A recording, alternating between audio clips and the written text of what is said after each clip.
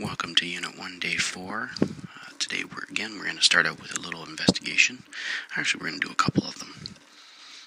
So what we're going to do is we're going to find the limit of the function y equals x squared minus 1 as x approaches 2.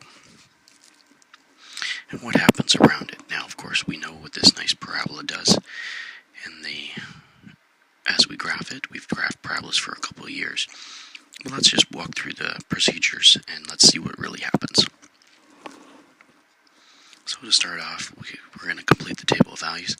So it's a simple matter of putting these into your calculators and coming up with, of course, the different values at x equal to 1.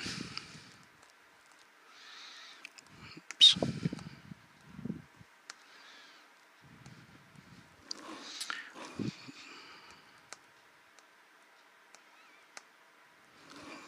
And we can just work through the different values.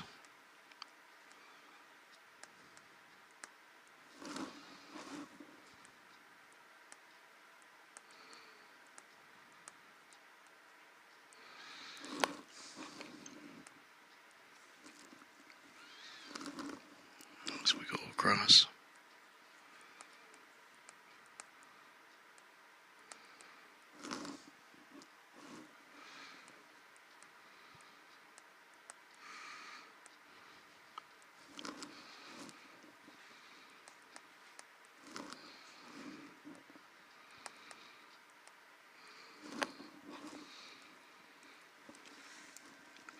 And you can confirm all those values in your own calculators.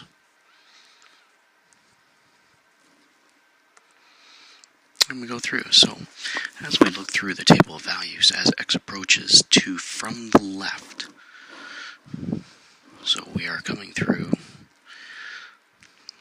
we can think of, right, so we're from the left, and we're approaching, and we're approaching, and we're approaching that value.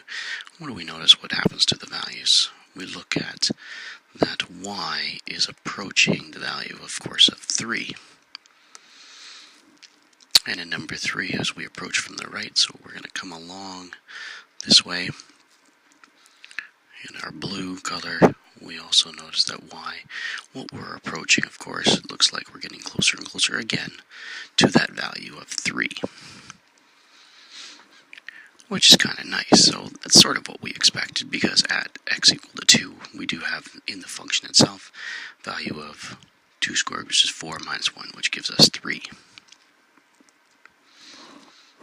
So if we look back to, now instead of looking at the table of values, let's look at this graphically and what's going to happen. So if we create our axis, our x-axis and y-axis,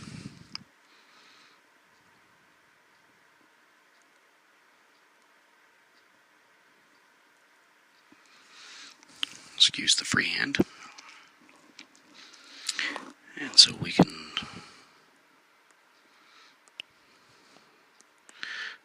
just go through the motions of graphing. I know you've done this several times.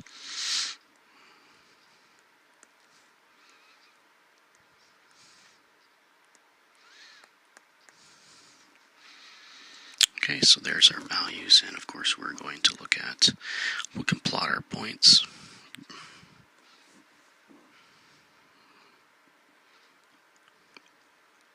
We can think of our vertex, and this is a normal shape, so over 1, up 1.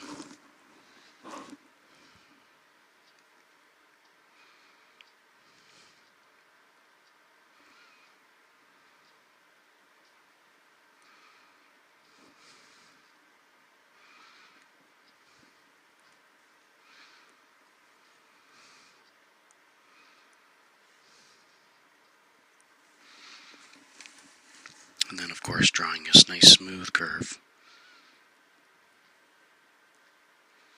through our points as best we can. And there's our parabola. Now, using arrows to illustrate, so we'll switch back to our colors. And we're going to look at the values as we get closer and closer to 3. So let's think about approaching from that left-hand side.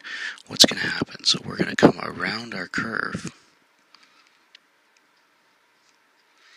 and we're going to approach, and we're going to get closer and closer,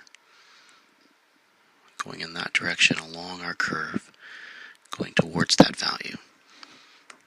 And I'll emphasize coming from the right-hand side with the blue, like I did above in the table of values. So again, we're starting, and we're getting closer and closer.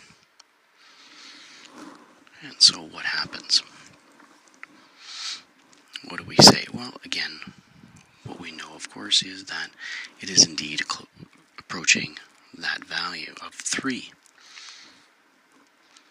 And number 6, explain why the limit exists as approach. Well, it exists because of the both sides existing. So what we talk about is the left-hand limit,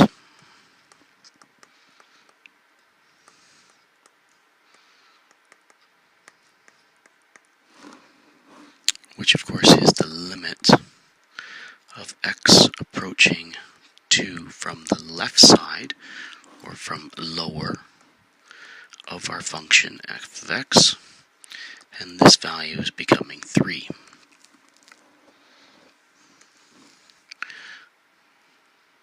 Let's move that up. We also talk about the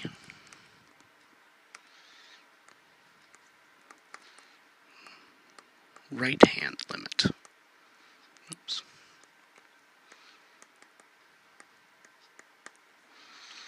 And that's, of course, our limit of x approaching 2, in this case, from the positive side, the positive being the right-hand side, of f of x, and we're also getting to that 3 value. And it's because these two limits exist and that they are equal that we do have a limit existing. So from these, we say the limit of x approaching 2 from the left-hand side of our function is equal to the limit of x approaching 2 from the positive side of our function. And because these two are equal, we can conclude that the limit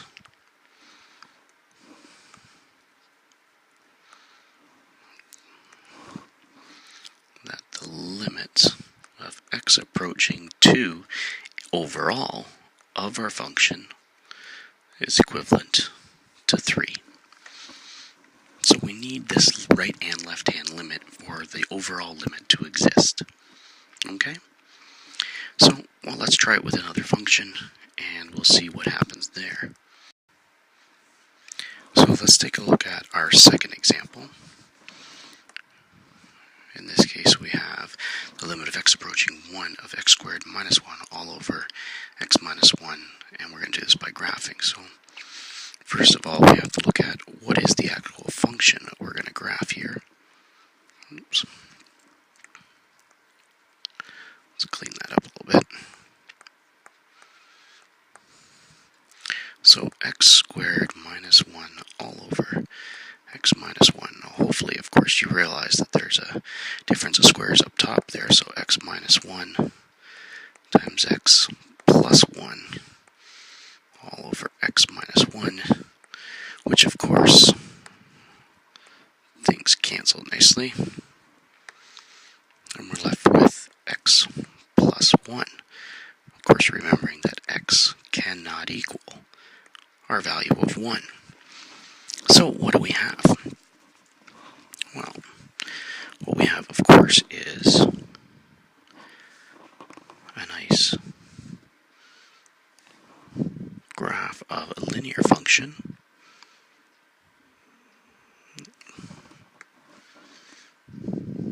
So we're going to put in some table of values, or some axes, and let's draw this graph. So if we throw in some axes and some table of values, what we have, of course, looking at our function y equals x plus 1, we can look at, well, y-intercept would be at 1, and then, of course, we can have 2, 3, 3. We have that whole, of course. And of course we can continue going down.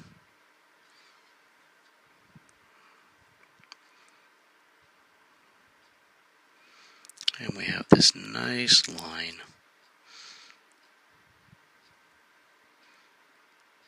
which continues, but we have that open spot, of course, at the value of x equal to 1, since x cannot equal 1. So what happens? Well, we look at, of course, our left side, and we're going to look at as we approach that value from the right side. Now, so what we're looking at is that our left-hand limit, our limit of x approaching 1 from the negative side of our function. And it's what we're approaching, it's what we expect to get. So what we expected to get was indeed a value of 2. We're looking at that as we keep going. The limit of x approaching 1 from the positive side, coming down our function from that right-hand side. Again, we're looking for and expecting that value of 2. So we actually have the limit of x approaching our value of 1 from both sides of our function equaling the same thing, therefore making the limit exist and having the value of 2, even knowing that the function itself is not defined at the value of 1, 2. So we can have a limit existing because it's what we expect to get versus what we actually get, of course, because it's an undefined, which we actually get. So we can have one without the other. Okay, let's try that one more time.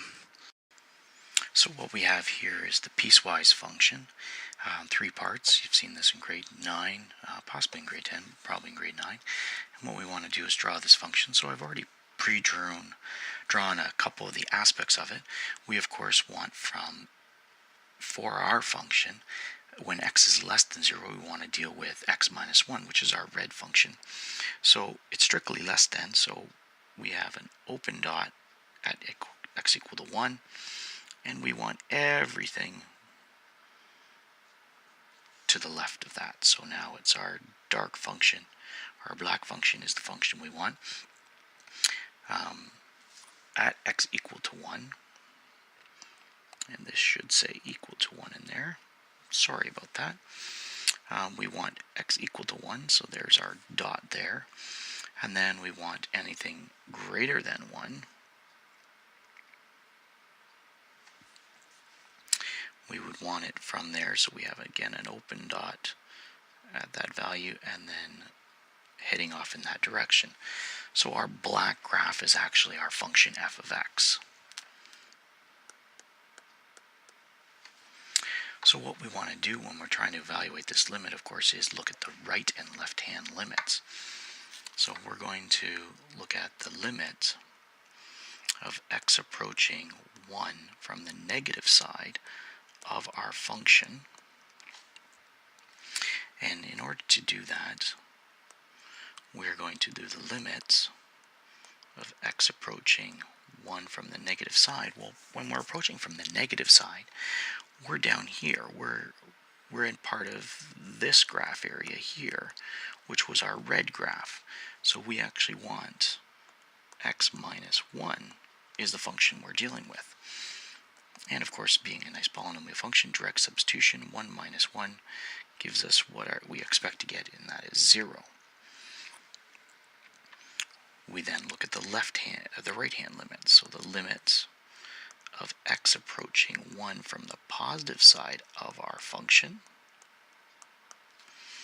Well, and of course, when we're coming in from the positive side, we're coming in from this direction on our graph, which is our square root part function, which means we're dealing with 2 plus the square root of x minus 1.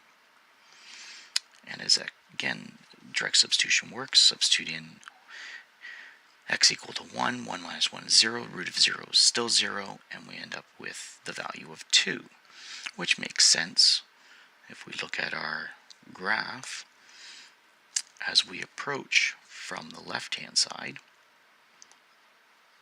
I'll do it in green here, we're approaching that value of 0. As we approach from the right-hand side, we're approaching that value of 2. So what happens? Well, of course, this causes a discontinuity, right? We're not expecting the same thing. So therefore, what we can, let me go back to black. So therefore, what we can say is the limit of x approaching 1 of our function, because we're expecting those two different values, we say it does not exist because it's not a unique value. It must be a unique value in order to exist. So in summary, we're looking for that value to exist. So for that limit to exist, both the right and the left-hand limit must exist and must be equal to each other.